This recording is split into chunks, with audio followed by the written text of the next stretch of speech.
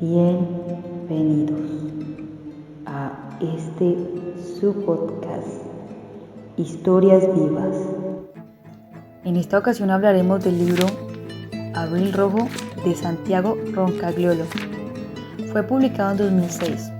Es una novela negra y un thriller político. Ganó el premio Alfaguara en su año de lanzamiento. Vamos a continuación con esto. ¿No los ves, Chacaltita? ¿Acaso no puede verlos? Están por todas partes. Están aquí siempre. Chacaltana los vio entonces. En realidad, llevaba un año viéndolos. Todo el tiempo. Y ahora la venda se le cayó de los ojos. Sus cuerpos mutilados se agolpaban a su alrededor. Sus pechos abiertos en canal apestaban a fosa y muerte. Eran miles y miles de cadáveres, no solo ahí, en la oficina del comandante, sino en toda la ciudad.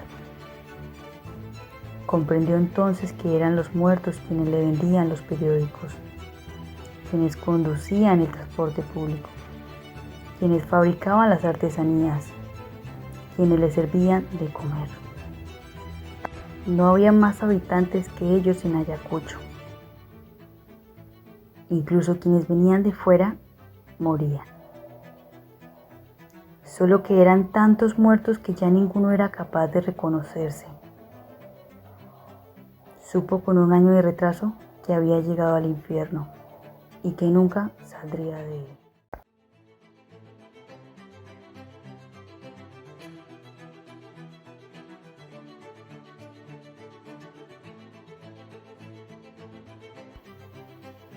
Esta es la historia de una serie de asesinatos que empiezan a suceder en la ciudad de Ayacucho, en Perú.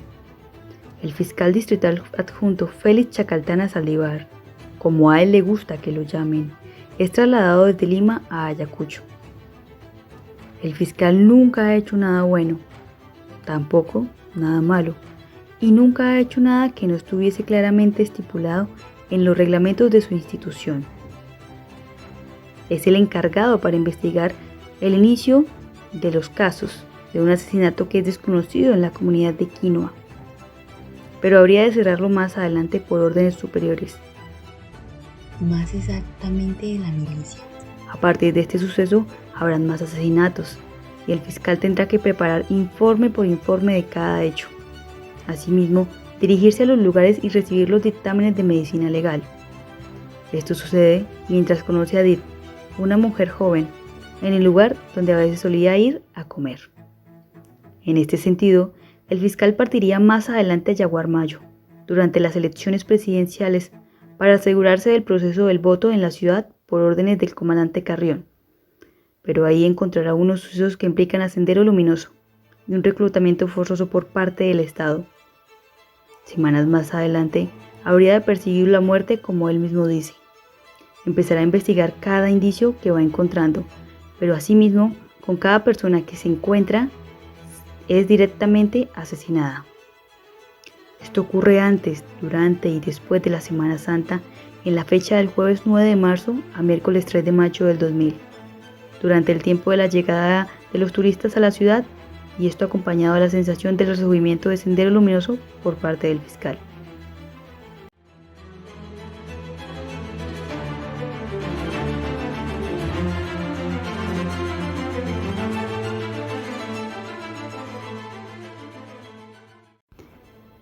Al final de la historia, el fiscal Félix Chacaltana descubrirá que el comandante Carrión es quien estaba implicado en todas las muertes, y no Sendero Luminoso como lo creía. En este sentido, Chacaltana asesina a Carrión y sería inculpado de todos los cargos que ocurrieron durante sus investigaciones. Cuenta la historia que ahora solo lo ven por las localidades ayacuchanas cercanas de Bichongo y Vilcashuamán. Afirman que el susodicho fiscal mostraba señales insostenibles de deterioro psicológico y moral, y que conserva aún el arma homicida, que empuña constante y nerviosamente a la menor provocación. Aunque carece de la respectiva munición, su arresto aún no se efectuará hasta que terminen las actuales elecciones presidenciales en Perú. Esto último queda escrito por Carlos Martínez Perú, agente del Servicio Nacional de Inteligencia.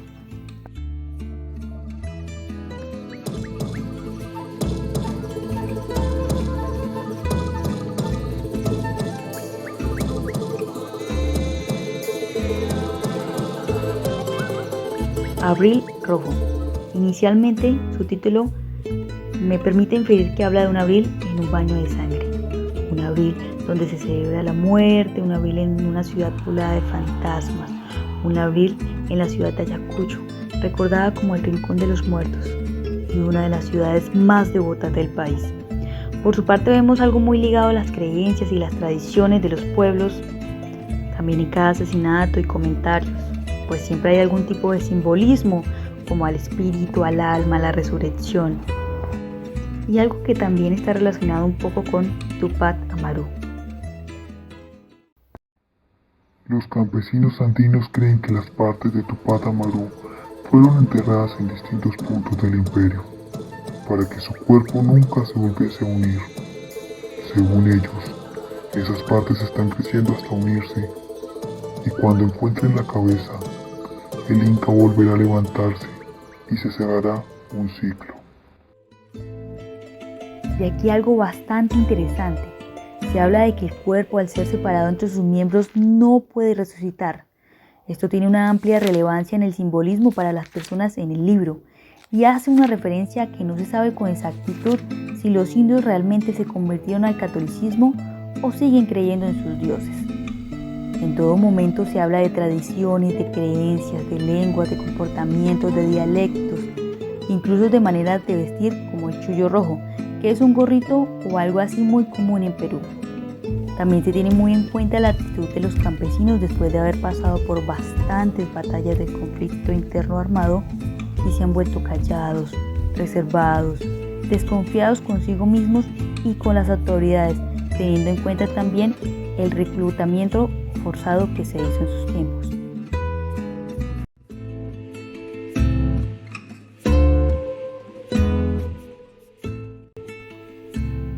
Ahora, la trama con el fiscal, quien es el protagonista de la historia, empieza un poquito desde que es un hombre de leyes, un hombre para las leyes. En todos los casos que pueda aplicarla, siempre lo hace desde el Código Penal. Durante su paso por la trama irá perdiendo esa inocencia y esa confianza de lo que conocía que era correcto. Pasa así cada vez más a verse involucrado en lo que realmente estaba pasando en el país, como es el caso de que aún habían pequeñas reuniones de Sendero Luminoso, y también el reclutamiento forzado por parte del Estado. Se da cuenta que no existen siempre las leyes que protegen a las personas y que lo que él creía de las autoridades y de su incorruptible proceder se ve desdibujado a partir de las confesiones de Carrión. Al parecer, al verse tan inmerso en esto, llegará a realizar actos como la violación a su amante y el asesinato al comandante e incluso la demencia total e ir vagando sin un rumbo. Aquí debo hacer una pequeña confesión, que lo primero que se me vino a la mente cuando Edith entró a la trama era que ella era una terrorista. Y en el pasar del tiempo esta inferencia se hacía más latente cuando preguntó en alguna ocasión sobre las investigaciones del fiscal, o cuando a cada persona que se acercaba al fiscal moría. Supuse que ella tenía algo que ver, cuando visitaba al camarada Alonso, o por la poca información sobre su origen, o incluso la historia sobre sus padres. En un momento, se me vino un pensamiento a la mente. ¿Qué tal que el mismo Félix Chacaltana estuviera contando su descenso durante la trama? Digo, ya un Chacaltana bien sea muerto o que mucho tiempo después esté narrando lo que realmente pasó desde su perspectiva. En este sentido, supongo que el autor del libro, fuera desde la perspectiva que fuera, quería darnos a entender un poco de lo que pasó en el Perú, en tiempos de conflicto, en tiempos de guerra. Supongo que con exactitud en la falta de comprensión a aquellos pueblos que sufrieron la guerra, la inseguridad y los abusos del poder, del que no habían leyes que pudieran protegerlos.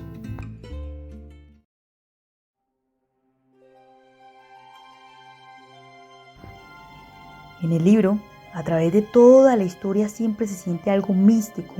El aura que lo acompaña es como que cada vez que intentas llegar al fondo de las cosas se vuelve cada vez más fantasmagórico, misterioso y tal vez un poco enigmático.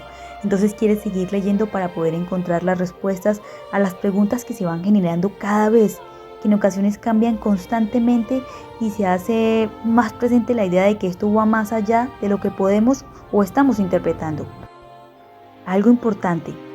Mientras iba leyendo imaginaba que realmente se iba a seguir el paso de una profecía, es decir, que todo lo que se estaba pasando había sido ya planeado o al menos que fue pensado y escrito hace ya bastante tiempo por algún profeta de esos momentos y que ahora esa profecía se estaba cumpliendo. Pues esto a partir de lo que se hablaba de la resurrección y de las historias que se contaban sobre el sendero luminoso. Algo parecido o una analogía a esto como las Sagradas Escrituras. Pues según el profeta Isaías y Jeremías en el Antiguo Testamento, hablaban de la llegada del Mesías o el Dios hecho hombre. Más adelante esta profecía sí habría de cumplirse y quienes recopilan esa información desde diferentes perspectivas son los evangelios del Nuevo Testamento, quienes narran la buena noticia de la llegada del reino de Dios, narrando tanto la vida, la muerte y la resurrección de Jesús. Aún en el sentido de la profecía, lo que me llevó a darle aún más fuerza a ilusionarme con esto es que al final de cada capítulo siempre había como un tipo de informe escrito o relatado por alguien, aún no, en ese momento no sabíamos quién, pero siempre manejaba como ironía, algunas metáforas, paradojas, hipérboles, para describir lo que estaba pasando, lo que pasaría y lo que había pasado ya. Incluso llegué a pensar que esas páginas escritas eran citadas por muertos o fantasmas. Pues pensaba también en Edwin Maita o los otros que ya habían fallecido hasta el momento. En este sentido tuve también en cuenta los sueños del fiscal al soñar la unión de todos los pedazos amputados de cada cuerpo que al ser unidos hacían un Frankenstein o algo parecido. Y también teniendo en cuenta la historia de Tupac Amaru y las pasiones y realidades que esto puede llegar a generar.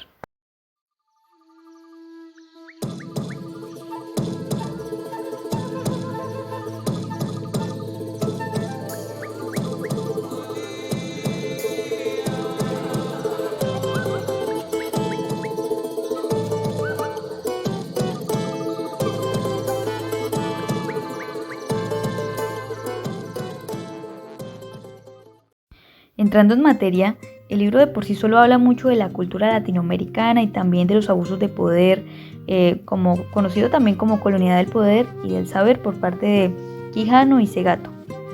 También de cómo se aprovechan del pueblo campesino que no está informado, que tal vez no tiene acceso a la educación para manipular así también las elecciones de ese momento, durante los tiempos del conflicto y que aún esto sigue sucediendo en la actualidad. Desde las personas que también deciden ignorar que algo está sucediendo como estaba pasando en Lima, que las autoridades de ese lugar pues ignoraban, aunque sabían que estaba pasando, intentaban ignorar lo que pasaba a su alrededor, y también las mismas personas. Las leyes burocráticas desde los códigos penales que no ayudan a nadie en una guerra, que incluso el escritor dice que el horror no se ha leído el Código Civil.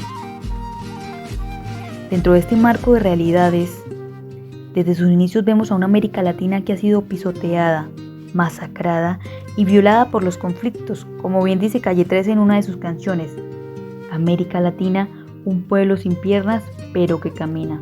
Entre estas también a la interpretación de Mercedes Sosa, que habla de que la guerra no nos sea indiferente en su canción Solo le pido a Dios, lo cual también nos lleva a pensar en ser coherentes con nosotros mismos, en el lugar que vivimos, en el país en el que estamos, de la cultura que somos parte o de la que nos hacemos parte, porque al final de tanta guerra, de tanta sangre, de tanta injusticia, solo nos queda el corazón. Un corazón que podemos ofrecer para reconstruir, para unir dos puntas de una misma cuerda, como bien lo interpreta Mercedes Sosa en Yo vengo a ofrecer mi corazón, canción escrita por Fito Páez.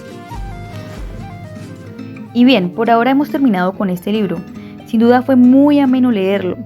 Aunque tuve que tomar algunas pausas, tuve que releer e incluso aprenderme los nombres o los cargos de memoria y tomar apuntes sobre eso. Porque siempre al principio piensas que la historia va inmersa en Justino Maita y en la comunidad quinoa. Pero pues no es así. Doy gracias al autor por ser un excelente contador de historias. Y gracias a ustedes por acompañarnos unos minutos en Historias Vivas. al hablar un poco de Abril Rojo en el mes de octubre. Los acompañó Lina Cubillos. Nos vemos en el siguiente episodio.